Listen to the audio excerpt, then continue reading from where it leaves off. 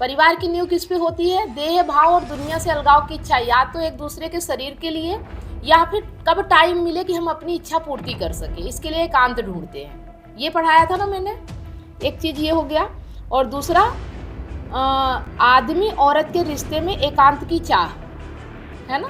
दोनों उत्तर सही हैं कि एकांत की चाह होती है, इस पे टिकी हुई। आध्यात्मिक तो उनमें होता ही नहीं ना, हमें आध्यात्मिक बनाना है, होता थोड़ी है। तो आप लोगों का देखिए यहाँ पे नाम दिख रहा है सभी लोगों का, है ना। तो यहाँ पे आपको दिख पा रहा होगा संदीप, संदीप जी का है 90 में 75। सुन पा रहा हूँ मैडम, ये थोड़ा आवाज है। ओके। हाँ, तो संदीप जी आपका नंबर इस बार सबसे ज़्यादा आया है, आप देख सकते हैं, है ना। इस बार आपने मैंने जो है ना बहुत जल्दी में पेपर दिया था, हाँ, बिजी था। ओके। तो इस बार आपका नंबर 75 है, 90 में। और इनका आया है रानी जी का 90 में से मतलब रानी जी का है 90 में से 66, सेकंड नंबर पे रानी जी हैं। ठीक है, रानी जी सुन पा रही हैं? जी मैम, जी मैम। है ना। तो इस बार आप सेकंड हो गए हो और फर्स्ट में है संदीप जी। अब देखते हैं कि आगे किसका कम ज़्यादा आया है। तो फिर उसके बाद संजय जी, है ना, जो कि संजय जी बहुत कम मीटिंग ज्वाइन करते हैं, उनका है 90 में 60। और राजेश जी का है 90 में 48। और प्रणव जी का है 90 में 12, मतलब 12। प्रणव जी आप मुझे सुन पा रहे हैं?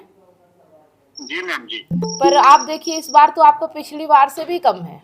जी मैम। हाँ, सबसे कम नंबर जो है वो आपके हैं प्रणव जी, और सबसे ज़्यादा संदीप जी के हैं, सेकंड में रानी जी, और ये गणेश जी भी 45 नंबर लेके आए हैं। समझिए, मतलब गणेश जी अभी ज्वाइन किए हैं, 1 महीना भी अभी नहीं हुआ है ना। तो रानी जी आपको टक्कर दे रहे हैं संदीप जी, है ना। ध्यान रखिएगा, क्योंकि संदीप जी ने ठान लिया है कि अब मुझे फर्स्ट ही आना है, अब आपको भी थोड़ी और मेहनत करनी पड़ेगी। चलिए, ये तो कंपटीशन का यहाँ कोई वही नहीं है। एक तो पहली बात तो हमें ये समझना है कि यहाँ कंपटीशन है ही नहीं, यहाँ अपने अपनी लाइफ को बेहतर बनाना है ना। जो अपनी लाइफ को आपको बेहतर बनाना है, अपनी लाइफ को, यहाँ नंबर से ज़िंदगी नहीं चलनी है। बस ये इसलिए है ताकि आप लोग सीखने में फोकस कर सको, है ना, अच्छे से सीख सको, तो थोड़ा फन भी बना रहता है। ठीक है, तो अब चलिए मैं आप लोगों का जो पेपर है प्रणव जी का, वो चीज़ मैं दूसरे फ़ोन से बता रही हूँ, क्योंकि इस फ़ोन पे मैं स्क्रीन शेयर करती हूँ तो आप लोगों का वो हट जाता है। तो मैं दूसरे फ़ोन से क्वेश्चन पढ़ूंगी, ऑप्शन पढ़ूंगी, और क्या चीज़ गलत है तो मैं प्रणव जी का खोल रही हूँ। ठीक है, प्रणव जी का कहाँ से प्रॉब्लम आ रही, तो आज इस पर डिस्कस करते हैं। ठीक है प्रणव जी? जी जी। हेलो। हाँ संजय जी, आप भी आ चुके हो, और आप भी समझ लो कि आप तीसरे नंबर पे हो, है ना, इस बार पेपर में। मतलब फर्स्ट नंबर पे संदीप जी, सेकंड नंबर पे रानी जी, और थर्ड नंबर पे आपका है। और बाकी फिर कृष्णा जी हैं, राजेश जी हैं, और गणेश जी हैं, और सबसे मतलब उसमें प्रणव जी आ रहे हैं। पर मुझे इस चीज़ का वो नहीं है, मैं समझना चाहती हूँ कि प्रणव जी को क्या प्रॉब्लम हो रही है, क्यों नंबर नहीं ला पा रहे, या क्यों टिक नहीं लगा पा रहे, क्या प्रॉब्लम आ रही है। तो आज प्रणव जी के उससे शुरू करते हैं, क्वेश्चन से, है ना। तो चलिए, तो यहाँ पे मैंने खोल लिया है दूसरे मोबाइल पे।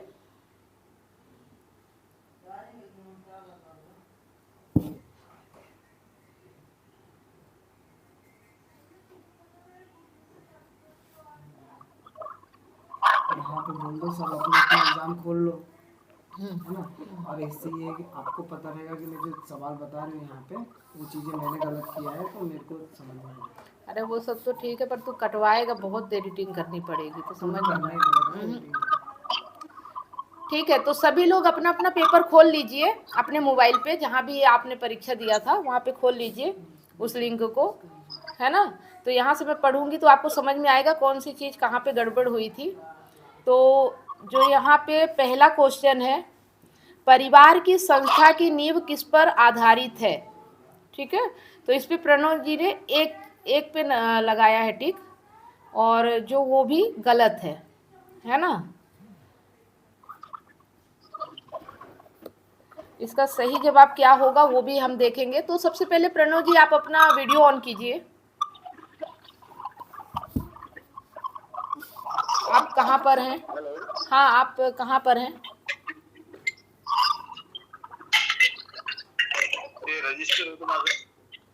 प्रणव जी आप अपना वीडियो ऑन कर सकते हैं?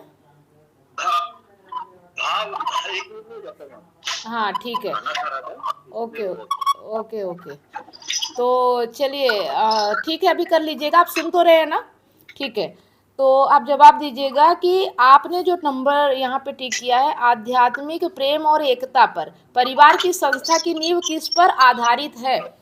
मतलब किस पर आधारित है हमें ये देखना था, समझ रहे हैं। यहाँ पे हमें क्या चीज़, मतलब आपने ये क्या समझ के लगाया है, पहले वो चीज़ हमें बता दीजिए कि आध्यात्मिक प्रेम और एकता पर क्या परिवार की नींव इस पर आधारित होती है, क्या आपको ऐसा लगता है? जी मैम, पहला क्वेश्चन कौन सा था? पहला क्वेश्चन था परिवार की संस्था की नींव किस पर आधारित है।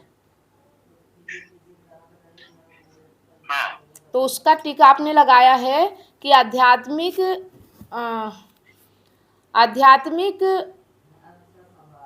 एक मिनट, आध्यात्मिक प्रेम और एकता पर, है ना। अच्छा। हाँ, तो आपने किस हिसाब से ये लगाया है, जबकि मैंने तो ये सिखाया नहीं है ना। आपने आध्यात्मिक प्रेम और एकता पर परिवार की नींव आधारित है ऐसा कैसे कह दिया? अगर ऐसा होता तो परिवार में दिक्कत ही नहीं होती, टेंशन ही नहीं होता, समझ रहे। परिवार की संस्था की नींव किस पर आधारित है, जबकि हमने क्या पढ़ा था कि देह भाव और दुनिया से अलगाव की इच्छा। परिवार की नींव किस पे होती है? देह भाव और दुनिया से अलगाव की इच्छा, या तो एक दूसरे के शरीर के लिए, या फिर कब टाइम मिले कि हम अपनी इच्छा पूर्ति कर सके, इसके लिए एकांत ढूंढते हैं। ये पढ़ाया था ना मैंने। एक चीज़ ये हो गया, और दूसरा आदमी औरत के रिश्ते में एकांत की चाह, है ना।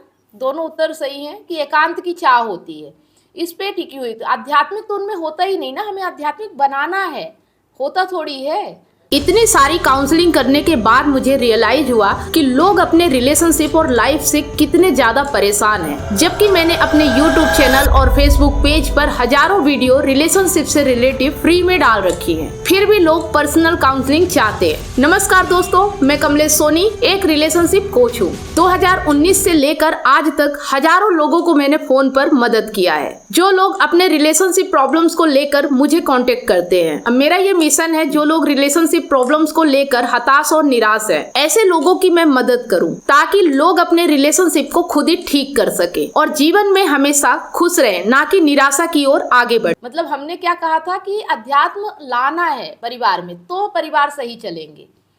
आध्यात्मिकता पे अगर टिकी होती तो फिर सीखने की जरूरत ही नहीं होती। बात समझ में आ रही है यहाँ पे, है ना। तो इसलिए आपका ये क्वेश्चन गलत हो गया। तो ये चीजें वही है कि जब हम पढ़ते हैं उस वक्त कहीं ना कहीं आपका ध्यान कहीं और रहता है, मुझे ऐसा लग रहा है, क्योंकि आप उन चीज़ों को बिल्कुल मतलब दिमाग में उतार ही नहीं पा रहे हैं, है ना। जी मैम।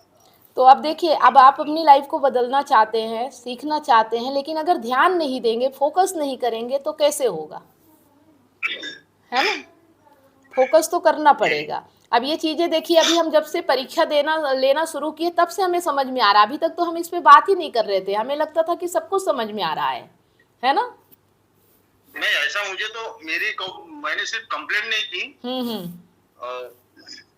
लेकिन बहुत सारी चीजें तो समझ में नहीं आएंगी, क्योंकि पहले तो वर्ड का मीनिंग ही नहीं समझ में आता है। ओके। क्योंकि ऐसे नए नए वर्ड होते हैं कि उसके वर्ड का मीनिंग है, लेकिन वो चीज पर कभी डिस्कस हुआ ही नहीं है कि अच्छा समझा कि नहीं समझा। अच्छा। अभी आपने क्वेश्चन में तो पता चल रहा है कि तो अभी पता चल रहा है कि हम कितनी पानी में हैं। हाँ, तो अभी ठीक हो रहा है ना। एक दिन ये संडे के दिन हम इसी पे बात करेंगे, है ना। ये संडे के दिन हमारा कोई क्लास नहीं रहेगा। हमारा क्लास यही है कि जितना सीखा वो कहाँ तक सीखा हमने, है ना। जी तो चलिए अब दूसरा देखते हैं। और दूसरी बात, हम जो चैप्टर देते हैं ना उसे फिर से पढ़ा कीजिए। जैसे मैं जब भी पढ़ाती हूँ उसके बाद आपको एक चैप्टर दिया जाता है ना, तो उस चैप्टर को पढ़ना है फिर परीक्षा देना है ना, तो वो भी किया करिए। ठीक है, जब आप यहाँ सुनते हैं उसके बाद पढ़ा करिए उसको, तो और चीज़ें समझ में आएंगी, है ना। बहुत बड़ा नहीं रहता है, छोटा ही रहता है, उसे पढ़िए। और मुझे लगता है कि ये सब जितने लोग यहाँ बैठे हैं ये बहुत प्रयास कर रहे हैं, तभी इनके नंबर इतने आ रहे हैं, है ना। समझ पा रहे हैं कि ये लोग कितनी मेहनत कर रहे हैं सीखने पे। चलिए, तो अब जो दूसरा क्वेश्चन है हमारा, झूठे रिश्ते। मैम, हाँ बोलिए।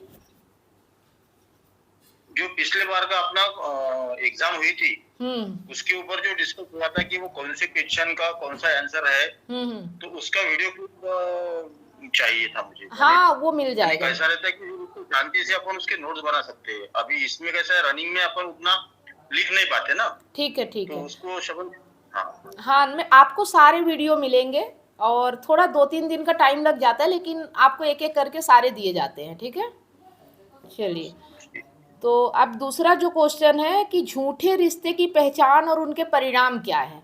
ठीक है, तो इसमें आपने जो लगाया है पहला वो सही है और दूसरा गलत है।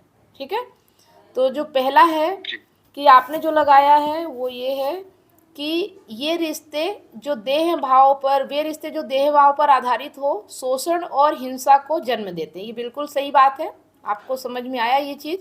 लेकिन जो दूसरा लगाया है आपने वो है कि वे रिश्ते जो आध्यात्मिक मूल्यों से रहित हो, स्थायी सुख देते हैं। तो जो आध्यात्मिक मूल्यों से रहित होते हैं वो स्थायी सुख भी नहीं देते हैं, समझ रहे हैं। तो इसमें जो सही उत्तर है उसका कि वे रिश्ते जो दुनिया से कटकर सीमित हो, जिसका कारण बनते हैं। एक मिनट, वे रिश्ते जो दुनिया से कटकर सीमित हो, हिंसा का कारण बनते हैं। मतलब यहाँ पे हमने क्या सवाल क्या है, झूठे रिश्तों की पहचान और उनके परिणाम क्या है। झूठे रिश्तों की पहचान, सच्चे रिश्तों की नहीं। तो जो आपने जो दूसरा लगाया है वो है वे रिश्ते जो आध्यात्मिक मूल्यों से रहित हो, स्थायी सुख देते हैं, है ना। तो जो आध्यात्मिक जिनमें नहीं होता वो स्थायी सुख भी नहीं देते। वे क्या करते हैं कि वो हिंसा करते हैं। सुख तो देना बहुत दूर की बात है, उनमें हिंसा होती है। ठीक है, तो आध्यात्मिक नहीं है ना। अगर अध्यात्म से रहित है, जिनके पास अध्यात्म का ज्ञान नहीं है, वे रिश्ते हमें सुख नहीं देते हैं। ठीक है, उनमें क्या होता है, उनमें हिंसा होती है। जो पहला है ए होना चाहिए। ठीक है, तो हमें क्वेश्चन बहुत अच्छे से समझना है कि क्वेश्चन में पूछा क्या जा रहा है, फिर उसका जवाब देना है।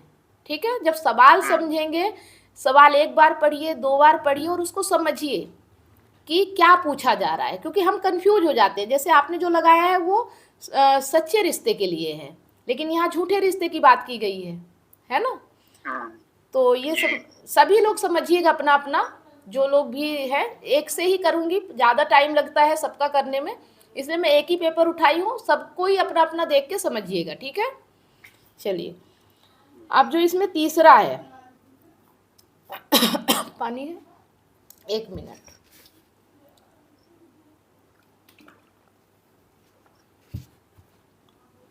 प्रकृति और चेतना के बीच गुरु के रूप में क्या अंतर है। मतलब प्रकृति और चेतना, जो हमारी प्रकृति है और जो हमारी चेतना है, उसमें गुरु के रूप में क्या अंतर है। मतलब वो हमें कैसे सिखाती है, क्या अंतर है ना, गुरु कैसा होता है। तो यहाँ पे जो जवाब है इसका आपने दिया ही नहीं है ना, ये खाली छोड़ दिया है आपने। समझा नहीं मुझे, नहीं समझ में आया है ना। तो यहाँ पे जो इसका सही जवाब है वो है चेतना करुणामयी है, जो शिष्य का ख्याल रखती है।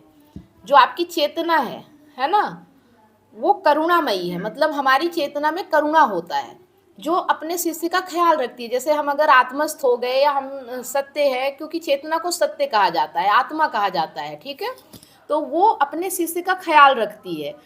ठीक है, उसमें करुणा होती है। लेकिन जो प्रकृति का है, जो प्रकृति अगर गुरु होती है, ठीक है, तो इसका जो दूसरा जवाब है वो है कि प्रकृति में करुणा नहीं है, यह कर्म फल के सिद्धांत पर चलती है। मतलब प्रकृति में मतलब करुणा है ही नहीं।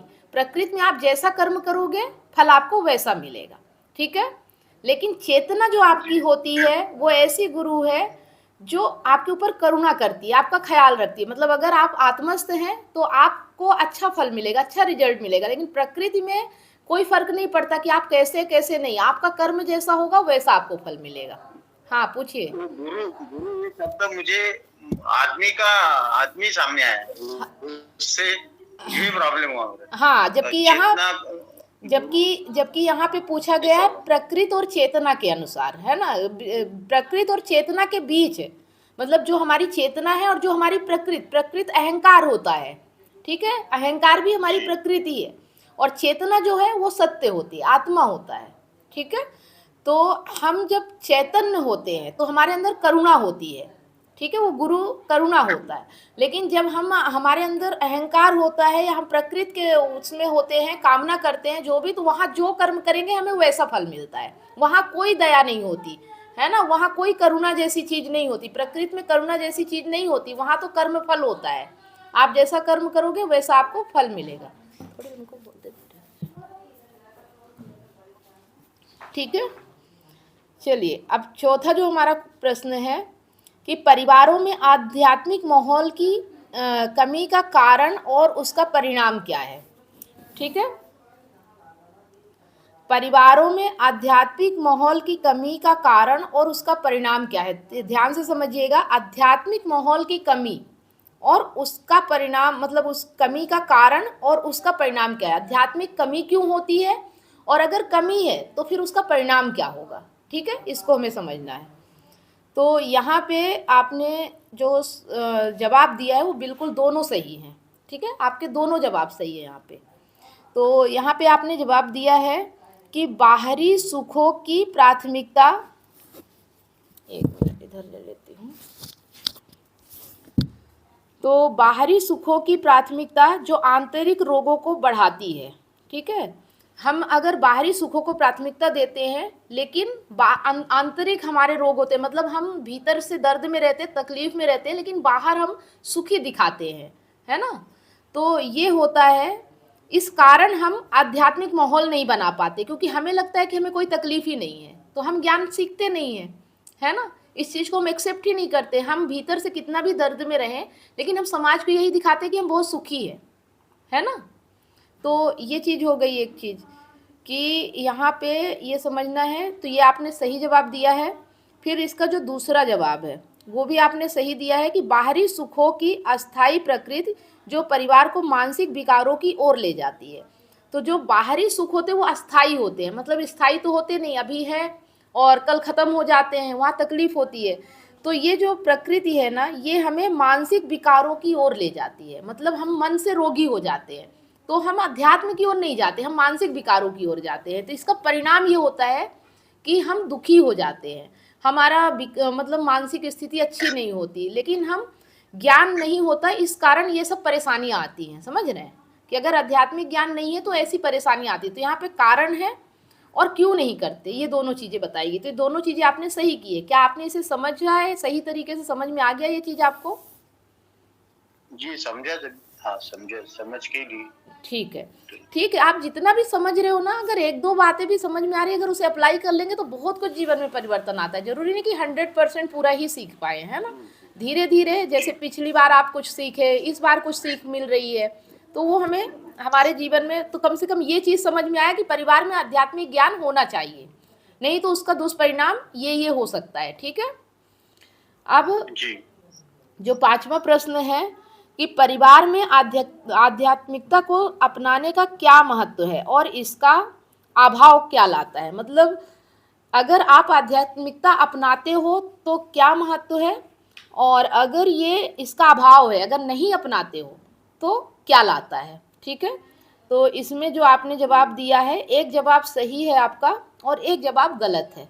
ठीक है। तो पहले गलत जवाब देख लेते हैं कि जो आपने गलत दिया है वो है कि आध्यात्मिकता बाहरी सुखों को बढ़ाती है जबकि इसका अभाव प्रेम को कम करता है। तो ये गलत क्यों है? क्योंकि आध्यात्मिकता बाहरी सुखों को नहीं बढ़ाती, आध्यात्मिकता आपके भीतर आनंद लाती है। हम हमेशा बात करते हैं कि आपके भीतर आनंद रहेगा, बाहर तो दुख भी आएगा और सुख भी आएगा, है ना। ये चीज़ मैं कई बार बता चुकी हूँ आप लोगों को कि बाहरी सुखों को नहीं बढ़ाती, और दूसरा जबकि इसका अभाव प्रेम को कम करता है। तो ये बात तो सही है कि अगर इसका अभाव है तो प्रेम को कम करेगा, लेकिन बाहरी सुखों को नहीं बढ़ाता। ठीक है, ये चीज़ यहाँ हमें समझना है। और दूसरा जो जवाब दिया है आपने कि आध्यात्मिकता होश में लाती है जबकि इसका अभाव प्रकृति के कठोर सबक लाता है। तो ये बिल्कुल सही है कि आध्यात्मिकता से आपको होश आता है, आपको रोशनी मिलती है, प्रकाश मिलता है, आप अपने जीवन को बेहतर तरीके से देख पाते हो।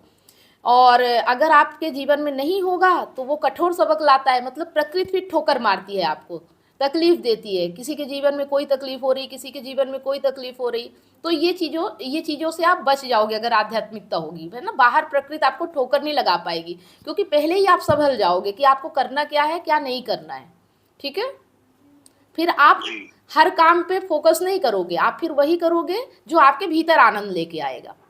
ठीक है, बाहरी सुखों की चिंता नहीं करोगे आप, आपके भीतर आनंद होना चाहिए। चलिए, तो ये चीज़ समझ में आ गई सभी लोगों को। तो ये इसका सही जवाब है, और जो पहले था वो गलत था। ठीक है, गलत, और इसका जो सही जवाब है वो हम देख लेते हैं कि क्या है। इसका दूसरा जो सही जवाब है, आध्यात्मिकता कष्ट को कम करती है जबकि इसका अभाव जीवन के सबक को कठोर बनाता है। ठीक है, आध्यात्मिकता कष्ट को कम करती है। बात समझ में आ गई कि दर्द होगा, तकलीफ होगी, लेकिन आपको दर्द और तकलीफ कम होगी। और अगर इसका अभाव होगा तो जीवन आपको कठोर सबक सिखाता है। जैसे कोरोना वायरस कितने लोगों की जान ले गया, है ना। जब प्रकृति अपने उस पे आएगी ना तो कर्म फल पूरा मिलेगा, वहाँ कोई करुणा नहीं होगी, कोई दया नहीं होगी, वो कठोर सबक सिखाएगी, है ना। और जब आप प्रकृति से सीखोगे तो आपको मौका भी नहीं मिलेगा कि आप उस चीज़ को सही कर पाओ, फिर प्रकृति मौका भी नहीं देती है ना। तो ये चीज़ें आपको समझ में आ गई कि इसका सही जवाब है ए और सी। ठीक है, अब चलिए नेक्स्ट चैप्टर पे चलते हैं हम। ये हो गया हमारा प्रेम बुक का। ठीक है, अब हम आते हैं अष्टवक्र गीता पे। इसमें जो सवाल है पहला, ब्रह्म को समझने के लिए किस चीज की मिसाल दी जाती है, मिसाल ली जाती है। ठीक है, ब्रह्म तो मैम मुझे ब्रह्म का वर्क ही नहीं समझा, ब्रह्म इस वर्ड को ही नहीं समझा मैं। पहले हमने बात की थी ना, ब्रह्म सत्य आत्मा, ये तीनों चीजें एक है। ब्रह्म मतलब ये पूरी संरचना सृष्टि, ये ब्रह्म कहलाता है। ठीक है, तो ये सत्य है ना। और यही चीजें हम भी है, ब्रह्म ही है हम, मतलब हमारे भीतर जो है वो भी प्रकृति ही है। ठीक है, चेतना भी एक, अहंकार भी, सब ये प्रकृति है।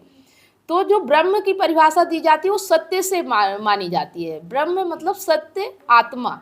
ठीक है, तो इसके लिए किसकी मिसाल दी जाती है, ब्रह्म को समझाने के लिए किस चीज़ की मिसाल दी जाती है, कि कौन से उदाहरण से समझाया जाता है। ठीक है, तो इसको हम समझेंगे। इसका जो इसमें आपने एक भी नहीं लगाया है। ठीक है, तो आपने सही बताया कि आपको समझ में नहीं आया, कोई बात नहीं, अभी अगली बार जब ब्रह्म शब्द आएगा आप समझ जाओगे। ठीक है, तो अब हम हाँ बता रहे, तो जो आत्मा और सत्य है, ब्रह्म है, इसका उदाहरण हम किससे लेते हैं। ठीक है, तो इसका जो सही जवाब है वो है निरंजन का अर्थ है बिना दोष वाला, जो रंजनाओं को पकड़ने की भूल को दर्शाता है। ठीक है, यहाँ पे हमने क्या किया था, निरंजन और रंजनाओं। तो निरंजन क्या है, जो न्यारा होता है, जो आनंद में होता है। तो हमने ब्रह्म की परिभाषा काहे से उदाहरण दिया था, निरंजन से। ठीक है, निरंजन मतलब न्यारा, जो मतलब पूरा तरह से आनंद में हो, जिसको किसी चीज़ की टेंशन नहीं है, किसी कोई दुख नहीं, कोई तकलीफ नहीं, कोई रंजना नहीं।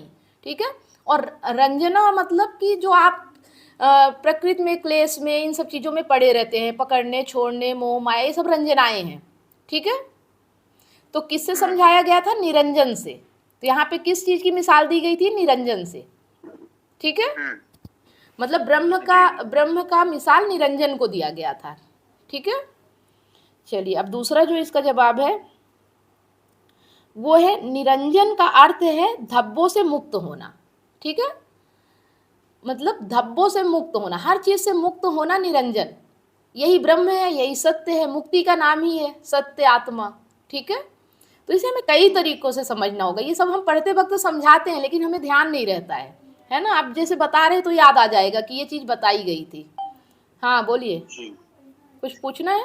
नहीं नहीं नहीं, पूछना नहीं है, अच्छा ठीक है, मैंने चलिए। हाथ में लिया। हाँ, इसका दूसरा जो जवाब है वो है निरंजन का अर्थ है धब्बों से मुक्त होना, जो मोह के कारण रंजित मानने की विडंबना को उजागर करता है। ठीक है, निरंजन का अर्थ है धब्बों से मुक्त होना, और वो बताता है कि जो मोह के कारण रंजित है, रंजित मतलब मोह से जो प्रॉब्लम आ रही है, ठीक है, तो उस विडंबना को उजागर करता है, वो चीज आपको दिखा देता है कि आप मोह में बंधे हो, आप मोह के कारण परेशान हो। ठीक है, उस चीज को उजागर कर देना। चलिए, तो ये 2 उत्तर हो गए। ये चीज समझ लीजिएगा कि मोह है तो रंजनाएं हैं, और अगर मोह नहीं है, 1 मिनट लाइट चली गई है तो मैं वीडियो ऑफ कर देती हूँ अपना। ठीक है, तो यहाँ पे क्या है कि निरंजन है तो आपको बंधन मुक्त हो, और रंजना है तो समझ लो मोह है। ठीक है, मोह में जितनी भी प्रॉब्लम आ रही वो रंजनाएं कहलाती है, और अगर आप मुक्त हो, स्वतंत्र हो, वो ब्रह्म कहलाता है, सत्य कहलाता है, आत्मा कहलाता है, क्योंकि वो बंधन में नहीं होता, वो आपको बंधन दिखाता है। ठीक है, अगर आप सत्य हो, आप आत्मा की ओर जा रहे हो, आप आत्मस्थ हो, तो आप देख पाओगे कि आपका बंधन कहाँ है और किस वजह से आ रहा है, वो चीज को उजागर कर देता है। ठीक है, चलिए, अब इसके बाद जो दूसरा है, वास्तविक ज्ञान की प्रक्रिया क्या है और यह अहो उद्घोष से कैसे संबंधित है। ठीक है, अहो शब्द, जैसे कि राजा जनक जी ने क्या कहा था, अहो। ठीक है, अहो कहा था ना, अहो मैं कितना मतलब अज्ञानी था, जो मैं समझ नहीं पाया कि ज्ञान मेरे ही भीतर है। उन्होंने कहा था ना, अष्टवक्र हम पढ़े थे ना कि अहो, है ना। अहो का मतलब क्या है मैम, अहंकार है क्या? नहीं नहीं, अहो मतलब कि मैं कितना मतलब नादान था, जो मैं समझ नहीं पाया। मतलब अहो शब्द एक तरह से ये है कि अपने आप को संबोधित करना कि मैं आज तक इस चीज को समझ नहीं पाया, है ना। अहो मेरा अभाग्य, समझ रहे हैं कि मेरे ही भीतर ज्ञान है, मेरे ही भीतर सत्य है, लेकिन मैं समझ नहीं पा रहा हूं, ये मेरा अभाग्य है ना। तो अहो इस शब्द को संबोधित करते हैं। तो यहाँ पे जो उत्तर है इसका कि अहो उद्घोष से कैसे संबंधित है, वास्तविक ज्ञान की प्रकृति क्या है और यह अहो उद्घोष से कैसे संबंधित है। तो इसका जो सही जवाब है वो है वास्तविक ज्ञान पुनर्स्मरण है, जो सत्य के प्रकटीकरण के आनंद लाता है। मतलब सिर्फ हमें स्मरण रखना है सत्य को, इसके अलावा सब चीजें भूल जानी चाहिए। पुनर्स्मरण किसी और चीज का नहीं होना चाहिए, है ना। पुनर्स्मरण सिर्फ सत्य का होना चाहिए कि सत्य है, आत्मा है, इसके अलावा दुनिया में कुछ भी नहीं है जो काम का है, जो महत्व का है। ठीक है, तो वास्तविक ज्ञान पुनर्स्मरण है जो सत्य के प्रकटीकरण से आनंद लाता है। जब ये वास्तविक ज्ञान प्रकट होता है, जब ये सत्य हमें पता चलता है, तो हमारे जीवन में आनंद लाता है। ठीक है, ओके। अब दूसरा जो है इसका उत्तर है कि वास्तविक ज्ञान धूल रंजनाओं को साफ करता है, जो अहो के विस्मय को जन्म देता है। ठीक है, हमने बात की थी ना कि जो वास्तविक ज्ञान होता है वो आपके धूल को साफ करता है। मतलब एक तरह जैसे हमारे घर में धूल जम जाती है तो हम झाड़ू लगाते हैं, उसी तरह से जो हमारे जीवन में धूल जमती है, जो अहंकार आता है, जो आत्मा के ऊपर आवरण होता है, उसे हम ज्ञान से साफ करते हैं। ठीक है, आत्मज्ञान से। तो यहाँ पे जो वास्तविक ज्ञान धूल रंजनाओं को साफ करना है, जो अहो के विस्मय को जन्म देता है। मतलब अहो के विस्मय कि मतलब मैं भूला हुआ था, है ना, मुझे ज्ञान नहीं था, मैं समझ नहीं पाया, जबकि वो सब मैं मेरे भीतर ही है। ठीक है जी। चलिए, अब इसके आगे जो तीसरा है कि रंजनाएं और अहंकार के बीच संबंध क्या है। रंजनाएं क्या है और अहंकार क्या है, अब इसको हमें समझना है कि इनके बीच में क्या संबंध है। यहाँ अब आत्मा सत्य की बात नहीं हो रही है, यहाँ रंजनाएं जो हमारे मोह से उत्पन्न होती हैं, जो हमारे जीवन की प्रॉब्लम है, परेशानियां हैं, और अहंकार में क्या संबंध है। ठीक है, अब इसे समझना है कि रंजनाएं और अहंकार के बीच संबंध क्या है, और यह सत्य के प्रकटीकरण में कैसे बाधा डालता है। मतलब सत्य को प्रकट नहीं होने देता, इसमें कैसे ये बाधा बनता है। ठीक है, सवाल समझ में आ रहा है कि रंजनाएं और अहंकार का क्या संबंध है और यह सत्य को प्रकट होने में कैसे बाधा पड़ता है। ठीक है जी। तो यहाँ पे जो सही उत्तर है वो है, इसमें आपने नहीं लगाया है एक भी टिक, इसके पहले भी नहीं लगाया है, मतलब अष्टवक्र गीता आपको बिल्कुल नहीं समझ में आ रही, ये चीज़ कह सकते हैं, है ना। जी तो हम अष्टवक्र जी गीता जी को और अच्छे से समझेंगे। तो अभी हमें प्रेम बुक तो समझ में आ रही है, लेकिन अष्टवक्र गीता भी नहीं समझ में आ रही, ये इससे ये समझ में आ रहा है ना। यहाँ पे हम इन शब्दों में कंफ्यूज हो रहे हैं, ब्रह्म, सत्य, आत्मा, अहंकार, प्रकृति, इनमें हम कंफ्यूज हो रहे हैं। इसको अब हम लिखेंगे, अब जब भी मैं अष्टवक्र गीता पढ़ाऊंगी उस वक्त आप इन शब्दों को लिखेंगे, ठीक है, इनका क्या अर्थ जी होता जी है। तो ये अपनी कमी समझ में आ रही है कि हम इनको लिख नहीं रहे, इसलिए हम भूल रहे हैं, मतलब थोड़े दिन हमें प्रैक्टिस करना पड़ेगा। तो चलिए इसका, बिल्कुल बिल्कुल। है ना। तो अब क्या है, इसका जो सही उत्तर है वो है कि रंजनाएं और अहंकार एक ही है जो सत्य को धूल से ढकते हैं, ठीक है। अहंकार है तो रंजनाएं हैं, ये दोनों एक ही है। अगर अहंकार है तो मोह है, लालच है, डर है, यही सब रंजनाएं हैं, ठीक है, इन्हीं को रंजनाएं कहते हैं। तो ये सत्य को धूल से ढकते हैं, मतलब ये एक तरह से आवरण है अहंकार आत्मा के ऊपर। बात समझ में आ रही है कि अहंकार झूठा है और वो एक धूल की तरह आत्मा के ऊपर चढ़ा हुआ है, जो अपने आप को सत्य कहता है, जबकि वो है झूठ। तो ये दोनों एक ही है, ठीक है, ये एक ही है, और धूल की तरह ये उसको सत्य को प्रकट होने से रोकते हैं। तो हमें ज्ञान से इस धूल को हटाना है, ठीक है, ज्ञान से इस धूल को हटाना है, तब जाके सत्य प्रकट होगा, ठीक है। जी ओके, अब इसके आगे जो है कि रंजनाएं मन की सामग्री है जो अहंकार बनकर सत्य को छिपाती है। तो रंजनाएं कहाँ होती है, हमारे मन में होती है, मतलब मोह कहाँ है, हमारे भीतर है, हम मोह करते हैं। फिर डर कहाँ है, हमारे मन में है। लालच कहाँ है, हमारे मन में है। तो ये सब जब चढ़ जाते हैं ना धूल की तरह, यही चीजें हैं जो बाधा बनती है सत्य को प्रकट होने से, ठीक है। रंजनाएं मन की सामग्री है जो अहंकार बनकर सत्य को छिपाती है, मतलब जो आपके मन में छाया है वही माया है और वही अहंकार है, वो अहंकार बन जाता है और वही सत्य को प्रकट होने से रोकता है, ठीक है। तो हमारे भीतर ये जो भी मन में है, अहंकार, लालच, डर, मोह, इन सबको हमें एक एक करके ज्ञान से हटाते चले जाना है और अपने मन को साफ रखना है। बस सत्य होना चाहिए हमारे भीतर, इसके अलावा किसी को जगह नहीं मिलनी चाहिए, ठीक है। और ये तब होगा जब अभी आप जितनी भी चीजों में फंसे हुए हैं, या तो सामाजिकता या नैतिकता या मान्यताएं जो भी पकड़ के रखे हैं, उन्हें आपको देखना होगा और उनसे दूरी बनाना पड़ेगा, तब आप अपने मन को साफ कर पाओगे। अगर आप सोचो कि आप उन चीज़ों को पकड़े भी रहो और मन पे ये चीज़ें चढ़े भी ना, तो ऐसा नहीं होता। पहले आपको बाहर उसका प्रयास करना पड़ेगा, ऑटोमेटिक वो मन के भीतर से भी हटने लगेंगी, ठीक है। जी बात समझ में आ गई कि क्यों नहीं हट रही? क्योंकि अभी हम जिंदगी तो वैसे ही जी रहे हैं, लेकिन ज्ञान तो ले रहे हैं, लेकिन अभी हम जिंदगी वैसे ही जी रहे हैं, तो कैसे समझ में आएगा, कैसे फर्क पड़ेगा? अपनी जिंदगी को बदलना होगा, ठीक है।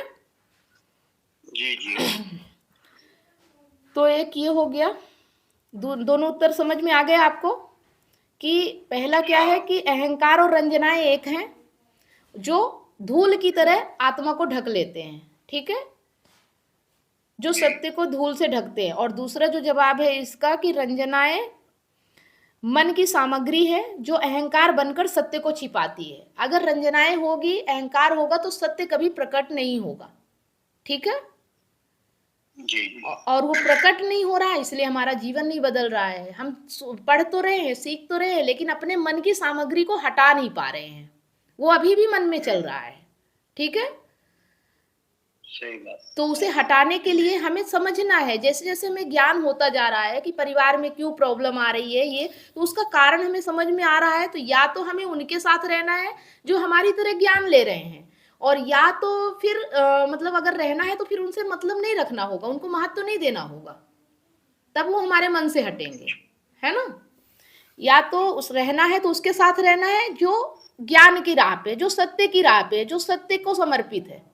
जो झूठा है, जो मायावी है, जो मतलब लालच में है, लोभ में है, डर में है, आप उसके साथ रहोगे तो रंजनाएं तो होगी, सत्य कैसे आ सकता है? वो तो कुछ ना कुछ झूठ चलेगा ही, क्योंकि ये सब झूठ के बिना चल ही नहीं सकते। सत्य में तो ये सब होते ही नहीं है, सत्य में तो सिर्फ आनंद होता है ना।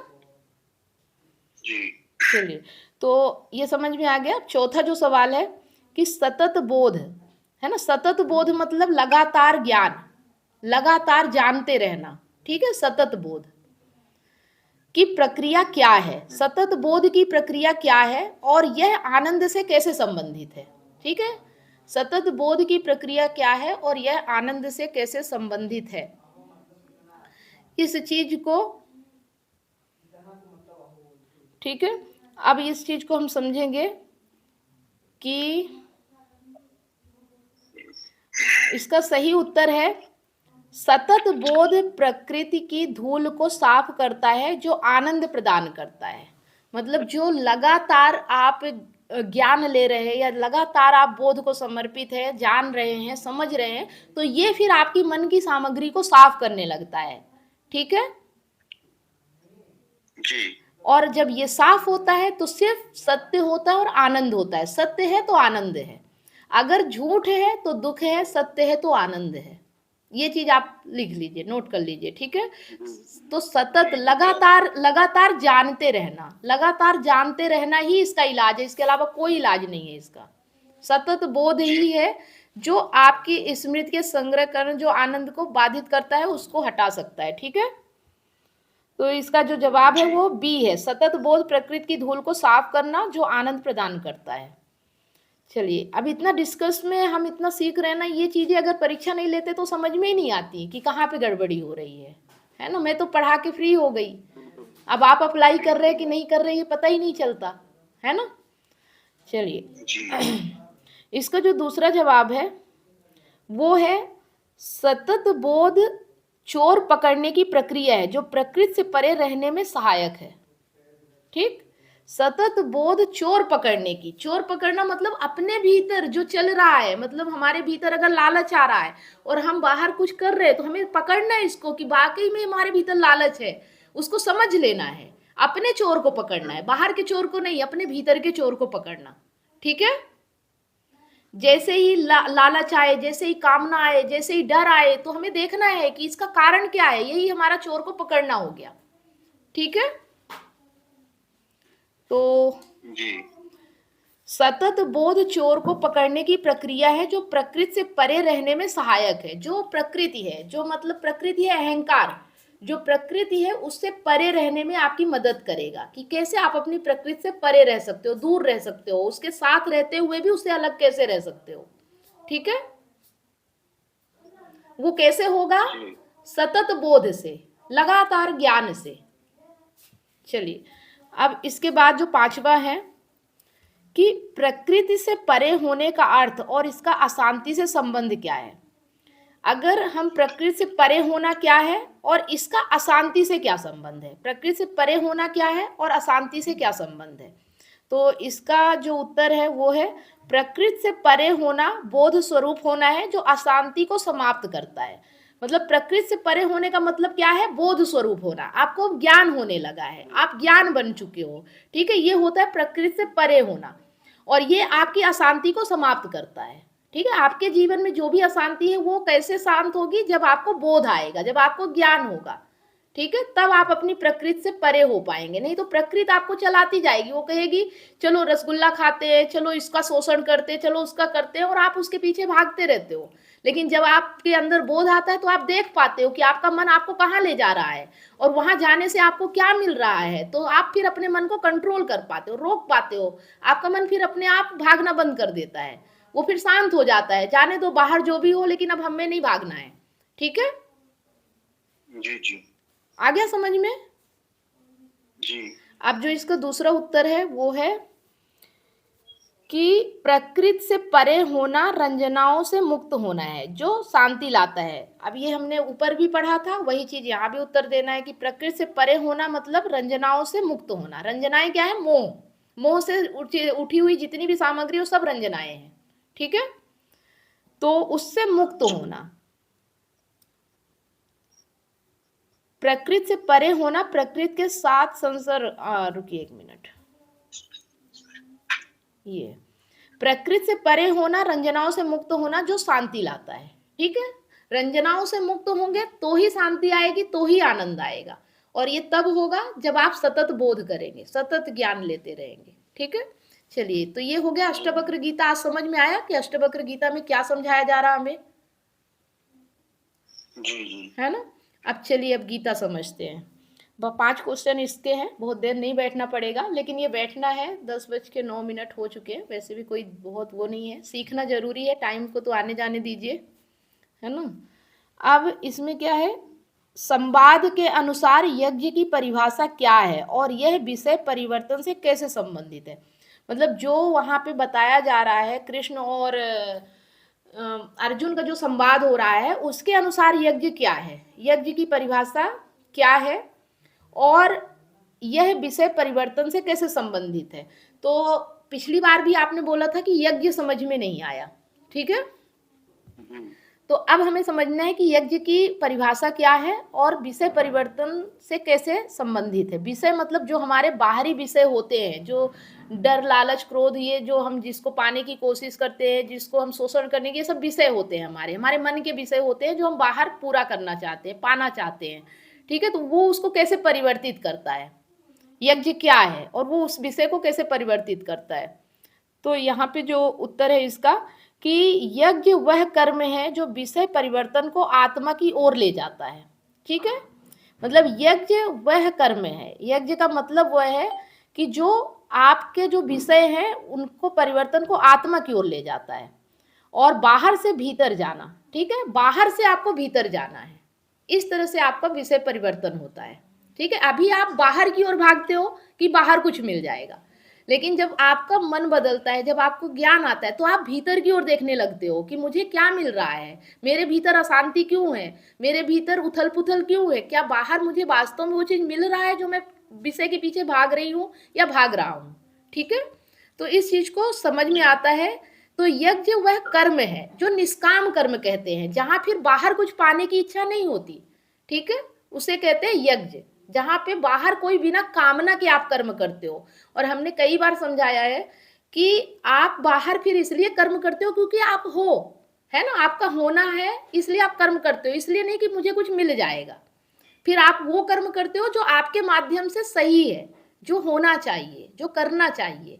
फिर आप इसलिए नहीं करोगे कि कुछ भी करके मुझे आनंद मिल जाए, मुझे सुख मिल जाए, क्योंकि कुछ भी करके अगर लोगे ना तो बाहर से कभी सुख मिलता ही नहीं है ना। करके देख लो, आप कुछ भी करके प्रयास करके देख लो, 1 मिनट भी चैन नहीं मिलेगा, है ना, समझ रहे हैं। चलिए, अब इसके आगे देखते हैं। इसका जो दूसरा उत्तर है वो है कि यज्ञ वह प्रक्रिया है जो चेतना को आत्मस्थ करती है, जैसे उच्च कोटि की फिल्म देखना। ठीक है, यज्ञ वह प्रक्रिया, और यज्ञ में हमने क्या बताया था कि छोटी छोटी चीजों का हवन करना या त्याग देना बड़ी चीज के लिए। ठीक है, वो होता है यज्ञ, आहुति देना। जैसे हम बाहर यज्ञ जो उसका प्रतीक है, बाहर जो यज्ञ है वो सिर्फ उसका प्रतीक है, ठीक है, उसका निशानी है कि यज्ञ है। तो वहां पे जो हम देते हैं कि मतलब बड़ी कामना के लिए हम आहुति देते हैं। तो वैसे ही हमारे मन में है ना, जो छोटे छोटे विषय हैं, जो छोटे छोटे डर, कामना, लालच है, इन सब की आहुति देना है किसी बड़े लक्ष्य के लिए, बड़े उद्देश्य के लिए। ठीक है, इनको सबको अपने जीवन से हटाना है। तो ये हो गया दूसरा जवाब इसका, जो है पहला दिया, दूसरा, अच्छा हाँ दूसरा, ठीक है। तो दूसरा क्या है, यज्ञ वह प्रक्रिया है जो चेतना को आत्मस्थ करती है, जो आपके अहंकार को आत्मस्थ करती है। अहंकार बाहर की ओर भागता है तो उसको पकड़ के वो भीतर की ओर ले जाता है कि नहीं, बाहर भागने से कुछ नहीं मिलेगा, अपने भीतर देखो कि तुम क्यों भाग रहे हो बाहर। वो देखना वही आपको आत्मस्थ बनाता है। जब आप देखने लगोगे, अपने चोर को पकड़ने लगोगे, तो अपने आप आत्मस्थ होते चले जाओगे। ठीक है, चलिए, अब इसका जो दूसरा सवाल है कि संवाद के अनुसार विषय परिवर्तन की अनिवार्यता क्या दर्शाती है। मतलब संवाद का मतलब है अर्जुन और कृष्ण का संवाद जो हो रहा है गीता में, वो क्या दर्शाता है। ठीक है, तो यहाँ पे जो सही जवाब है वो है कि विषय परिवर्तन हर कर्म में होता है, जैसे भोजन करने से पेट भरना। ये हमने पढ़ा था कि विषय परिवर्तन तो बाहर होगा, उसे आप नहीं रोक सकते हो, है ना। आप चाह के भी कर्म नहीं रोक सकते हो। खाना खाओगे तो वो मतलब उसका परिवर्तन होगा, आप पानी पियोगे उसका परिवर्तन होगा, मतलब जो भी है वो वैसा नहीं रह सकता। प्रकृति में तो परिवर्तन होगा, है ना, उसे आप नहीं रोक सकते हो। ठीक है। तो विषय परिवर्तन हर कर्म में होता है, जैसे भोजन करने से पेट भरने में, तो उसे हम नहीं रोक सकते, कर्म को हम कभी भी नहीं रोक सकते, ये चीज जानना हमें। हम कहते हैं कि हमें कर्म रोकना है, नहीं, हमें कर्म नहीं छोड़ना है, हमें अपने मन को रोकना है। बाहर तो कर्म होगा, मन में शांति होनी चाहिए, मन में आनंद होना चाहिए, मन में उथल पुथल नहीं होना चाहिए, ठीक है। तो भीतर कर्म रोकना है, बाहर कर्म करना है। हम क्या करते हैं कि मन में तो खूब उथल पुथल होती है, लेकिन बाहर कर्म रोक देते हैं, ये गड़बड़ हो जाती है, ठीक है। तो बाहर तो खूब कर्म होगा, खूब मेहनत होगी, लेकिन मन शांत होना चाहिए, मन में उथल पुथल नहीं होना चाहिए। तो कर्म कहाँ रोकना है? मन के भीतर, ठीक है, बाहर नहीं, बाहर नहीं छोड़ना है। बाहर तो बहुत कर्म करना है, क्योंकि आप हो और जब तक रहोगे तब तक कर्म करना है। तो कर्म तो अपने आप ही हो जाएगा, नहीं करोगे तो भी हो जाएगा, कम से कम करोगे तो सही कर्म होगा, ठीक है। चलिए, जी जी। अब इसके बाद जो दूसरा जवाब है, विषय परिवर्तन देह के साथ अनिवार्य है, जैसे पलक झपकने से आंखों को नमी मिलना, ठीक है। तो विषय परिवर्तन ये भी उसी की तरह है कि जैसे पेट भरना, वैसे ही आंखों का जैसे पलक झपकने से आंखों को नमी मिलना, तो ये भी तो अनिवार्य है। मतलब विषय परिवर्तन, आपकी देह है तो विषय परिवर्तित होते ही रहेंगे, ठीक है। चलिए, तो जिस तरह से आंखें पलक झपकाती हैं तो नमी आती है, आंसू आते हैं, ये सब होगा, परिवर्तन होके रहेगा। बाहर शरीर है तो परिवर्तन होगा, बाहर शरीर को नहीं रोक सकते हो, अपने मन को शांत करना है। हम मन को चलने देते हैं और बाहर सोचते हैं हम सो जाएंगे, हम बैठ जाएंगे। जैसे कि सौरभ जी कह रहे थे मैं नौकरी छोड़ के आ जाऊंगा, उससे थोड़ी कुछ होने वाला है। मन को शांत करना है, आप कहीं भी रहो, कैसे भी रहो, बाहर तो काम करना ही है, वो छोड़ोगे तो कुछ और करोगे, है ना। अगर आप चाहते हो कि आपकी वाइफ अच्छी रहे तो उनका मन बदलना चाहिए, आपके कर्म छोड़ने से थोड़ी कुछ हो जाएगा, है ना। ये चीज समझना है। तो कर्म तो खूब करना है, मन को स्थिर रखना है, मन को शांत रखना है। आ रहा समझ में प्रणव जी? जी जी जी। ठीक है, जी। ओके। तो ये दोनों जवाब इसके हो गए। अब चलिए तीसरा देखते हैं कि संवाद में प्रकृति में आत्मा की खोज को किसके समान बताया गया और यह क्यों असंभव है। मतलब आत्मा की जो खोज होती है ना, वो किसके समान बताई गई है और ये क्यों असंभव है। क्यों असंभव, क्यों आत्मा की खोज नहीं की जा सकती, सत्य की खोज नहीं की जा सकती। ये बात हमने कई बार कहा है कि सत्य की खोज नहीं करना है, हमें अपने झूठ को पकड़ना है, तो सत्य अपने आप आ जाता है, उसकी खोज नहीं। क्योंकि सत्य कहीं गया ही नहीं ना, सत्य आपके भीतर ही है, ज्ञान आपके भीतर ही है, बस वो धूल चढ़ी हुई है, उसे हटाना है, अपने आप सत्य प्रकट हो जाएगा, ठीक है। तो इसका जो जवाब है वो है, यह मछली का जल से, एक मिनट,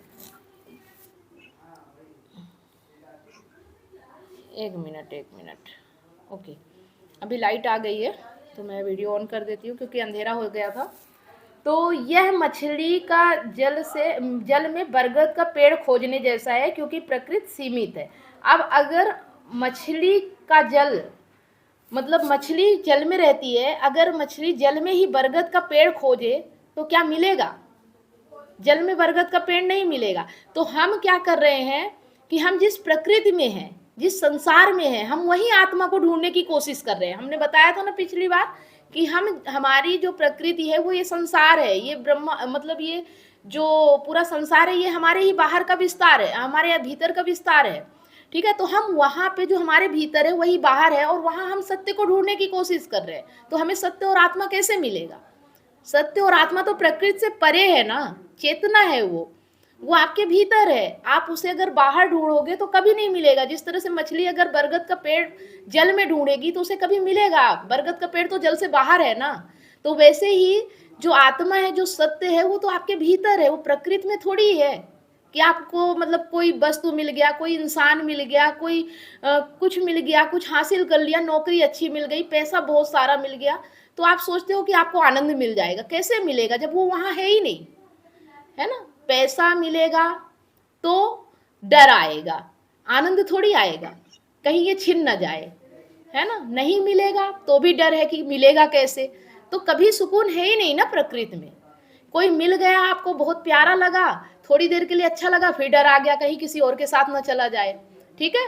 और अगर किसी और के साथ है तो अकेले कैसे रहेंगे। मतलब टेंशन तो है ना, परेशानी तो कभी खत्म ही नहीं हो रही, आनंद कहाँ है ना। कुछ मिल भी जाए तो भी आनंद नहीं, और ना मिले तो भी आनंद नहीं। तो प्रकृति में तो कुछ ऐसा है नहीं जो आपको आनंद दे सके।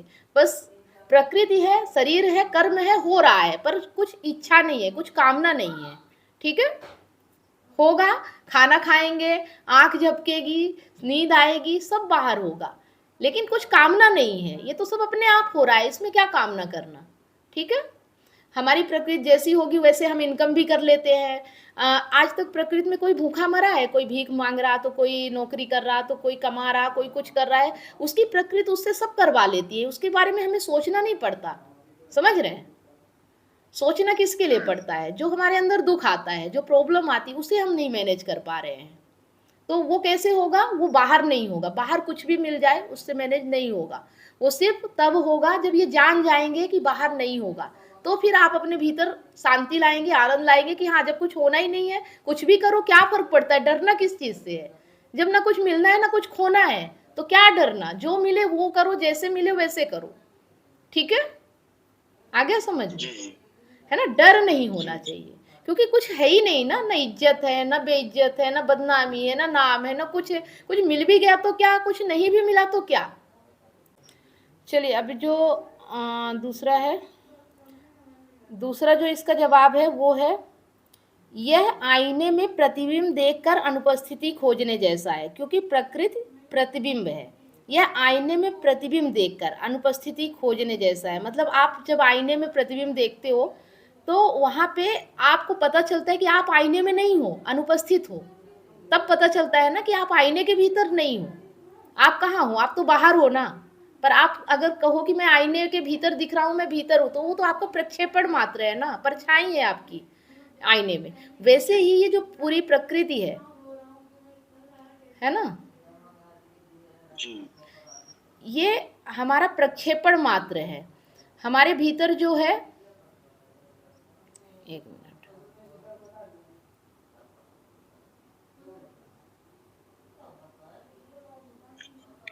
एक मिनट, एक मिनट,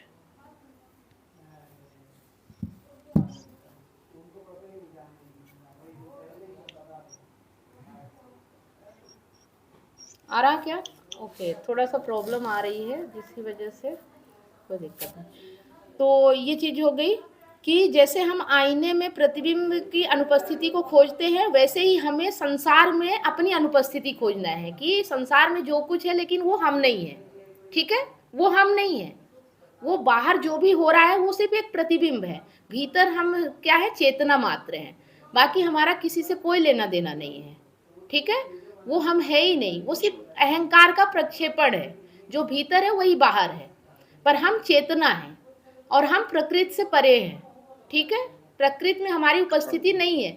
हम ये समझ लेते हैं कि संसार में जो हो रहा है उससे हमारा कनेक्शन है, इसलिए हम दुखी हो जाते हैं। ठीक है, अगर हम ये जान जाएं कि संसार में जो हो रहा है उससे हमारा कोई कनेक्शन नहीं है, तो दुख तो ऑटोमेटिक खत्म हो जाएगा, है ना। हमारा कोई संबंध ही नहीं है।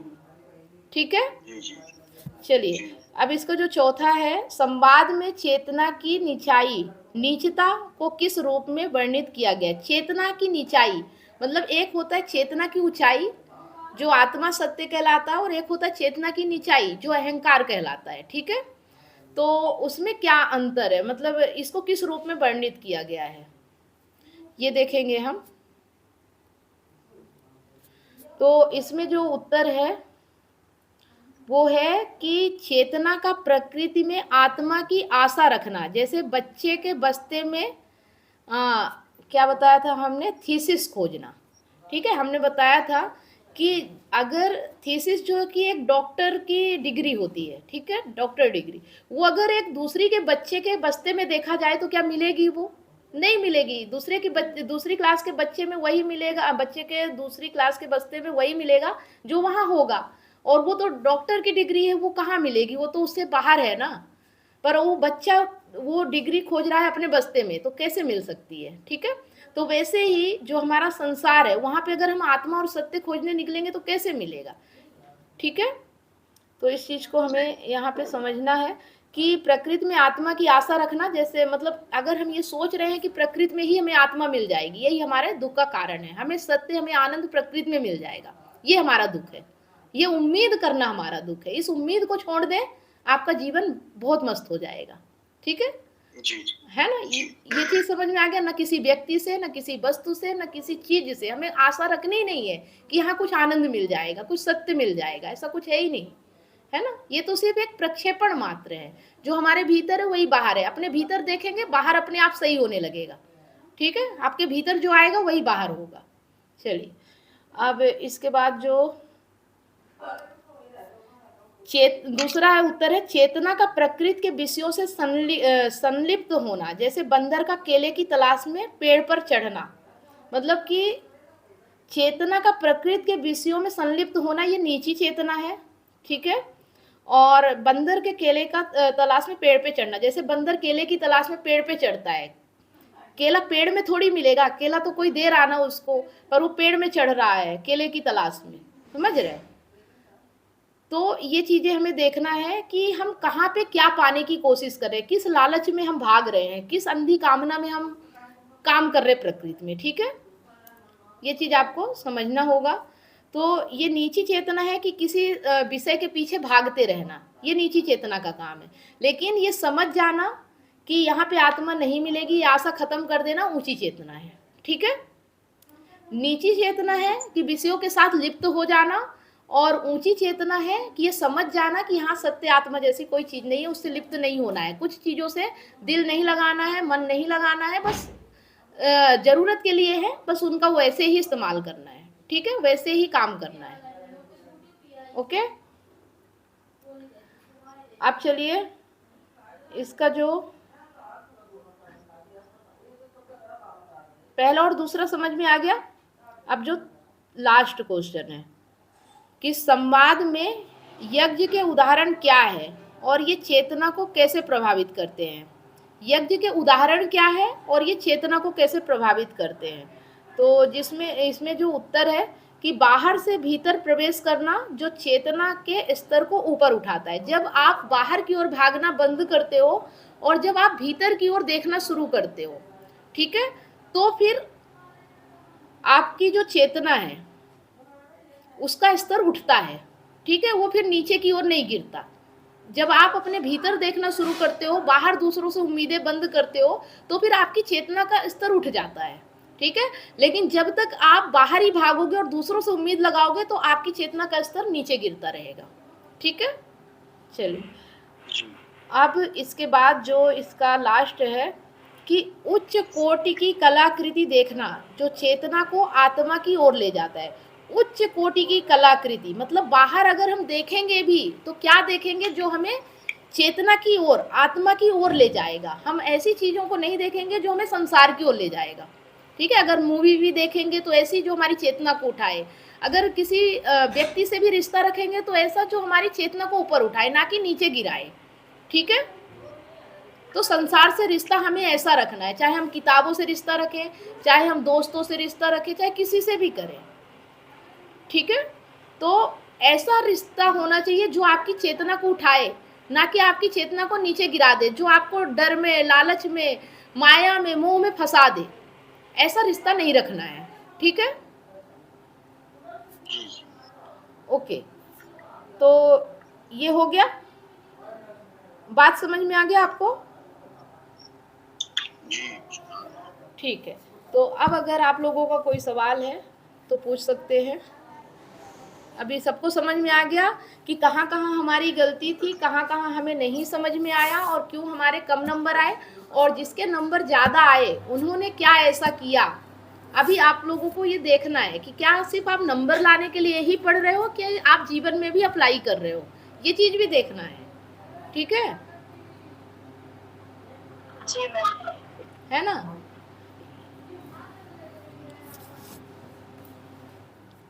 तो ये चीज़ हमें समझ लेना है कि जो भी हम यहाँ पढ़ रहे हैं सिर्फ नंबर के लिए नहीं पढ़ना है, क्योंकि हमें अपने जीवन में शांति चाहिए, आनंद चाहिए, सुख चाहिए।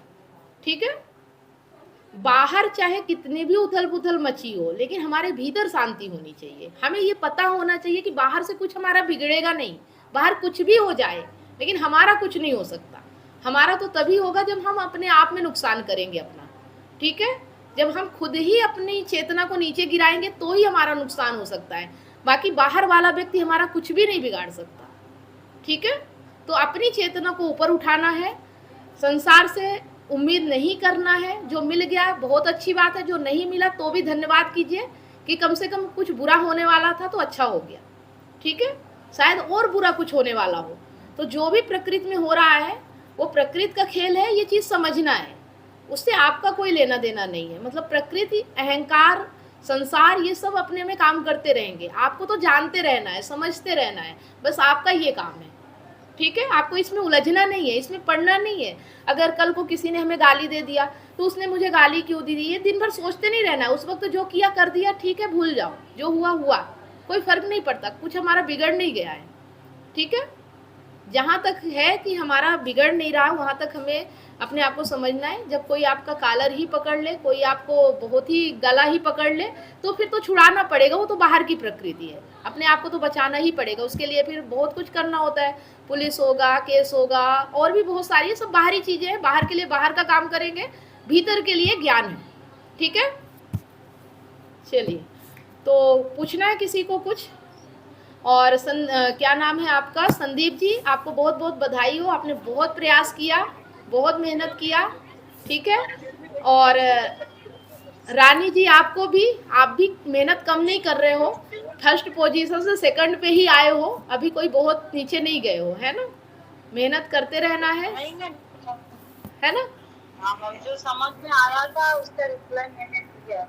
बहुत अच्छी बात है। तो चलते हैं, अभी ये पेपर जो मैंने इस बार बनाया तो मुझे लगता है कि इसे अभी कंटिन्यू रखेंगे, फिर जब कोई दिक्कत आएगी तो फिर सुधार किया जाएगा। सुधार तो हमेशा चलता रहेगा, कोई चीज़ एक जैसी नहीं रहती है। जब जब मौका मिलेगा और मुझे लगेगा कि इसमें सुधार और बदलाव करने की ज़रूरत है, वो होंगे, ठीक है।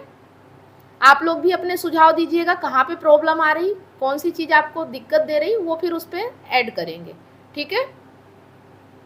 चलिए, इस तरह से आपको बीमारी ठीक करने के लिए एक्सपर्ट डॉक्टर की जरूरत होती है, वो चेकअप करके आपका इलाज करता है। उसी तरह से आपको एक काउंसलर की जरूरत पड़ती है आपकी एग्जैक्ट प्रॉब्लम को समझकर उसका सलूशन देने के लिए। तो आप दिए गए नंबर पर काउंसलिंग के लिए अपॉइंटमेंट बुक करा सकते हैं।